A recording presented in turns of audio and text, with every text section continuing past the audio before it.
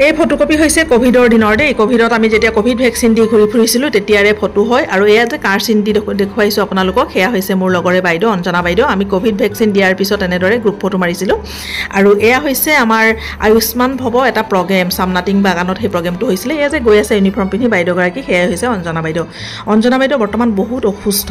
এতিয়া অঞ্জনা বাইদেউ একেবাৰে উঠিব নোৱাৰা অৱস্থা হৈ গৈছে আসলতে অঞ্জনা বাইদেউৰ খুব বিষ আছিলে তাৰ পাছত অঞ্জনা বাইদেউ এবাৰ পৰি পেলাই ভৰি এটা ভাগিলে সেয়া অপাৰেশ্যন হ'ল অপাৰেশ্যন কৰি অহাৰ পিছত আকৌ যেতিয়া ভালদৰে সুস্থ হৈ গ'ল তেতিয়া অঞ্জনা বাইদেউ ধুনীয়াকৈ কাম বন কৰি আছিলে অঞ্জনা বাইদেউ কনানিয়া কৰিছিলে অঞ্জনা বাইদেউৰ ভাগিনীয়ে চুমকি এইজনী হৈছে চুমকি দেখিছেনে এয়া ৰৈ আছে চুমকিয়ে অঞ্জনা বাইদেউ কনানিয়া কৰিছিলে চুমকি নাথাকিলে চুমকিৰ ভায়েকে আনে চুমকিৰ ভায়েক নাথাকিলে অঞ্জনা বাইদেউৰ নিজৰ ভায়েকেও এনেকৈ অনানিয়া কৰে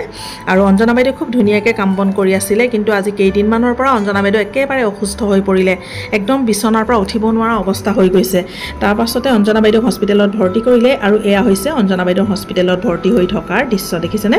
বহুত বিষ হৈছে মানুহজনীৰ আৰু লগতে হিমোগ্লোবিনৰ পৰিমাণটো কমি গৈছে আৰু মুখৰ পৰা খুব ব্লিডিং হৈছিলে ইণ্টাৰনেল ব্লিডিং হৈ আছিলে মই চাবলৈ যাওঁতে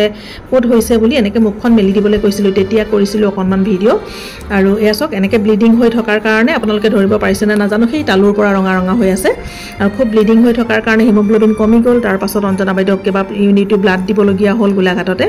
আৰু ইয়াৰ পৰা অঞ্জনা বাইদেউক ৰেফাৰ কৰিলে যোৰহাটলৈ অঞ্জনা বাইদেউৰ পৰিয়ালৰ লোকসকলে অঞ্জনা বাইদেউক যোৰহাটলৈ লৈ যাবলৈ উলিয়াইছে আৰু অঞ্জনা বাইদেউ ইমান ষ্ট্ৰং মানে অঞ্জনা বাইদেউ ইমান অসুস্থ যদিও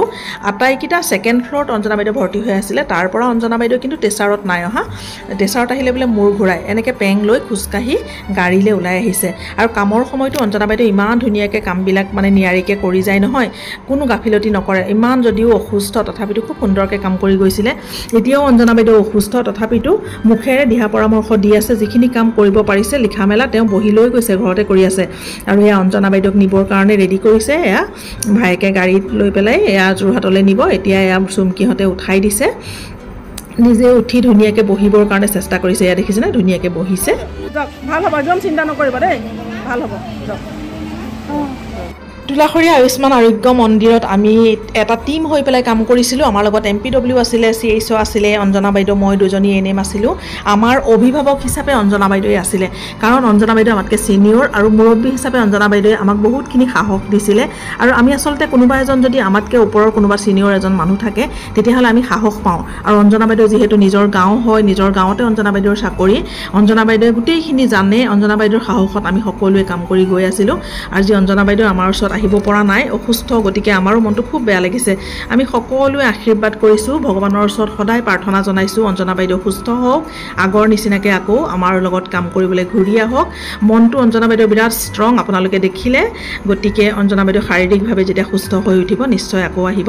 অঞ্জনা বাইদেউৰ লগত মৰা কেইকপিমান ফটো মই ইয়াতে এড কৰি দিছোঁ গতিকে ভিডিঅ'টো অকণমান আপোনালোকৰ লগত শ্বেয়াৰ কৰিলোঁ ভিডিঅ'টো চাই আপোনালোকৰ কেনেকুৱা লাগিলে যদি ভাল লাগিলে লাইক এটা নিশ্চয় কৰিব আকৌ এটা নতুন ভিডিঅ'ৰ সৈতে আপোনালোকৰ মাজলৈ খুব সোনকালে আহি আছোঁ আজিৰ ভিডিঅ'টো সম্পূৰ্ণৰূপে চোৱাৰ বাবে বহুত বহুত ধন্যবাদ জনালোঁ আজিলৈ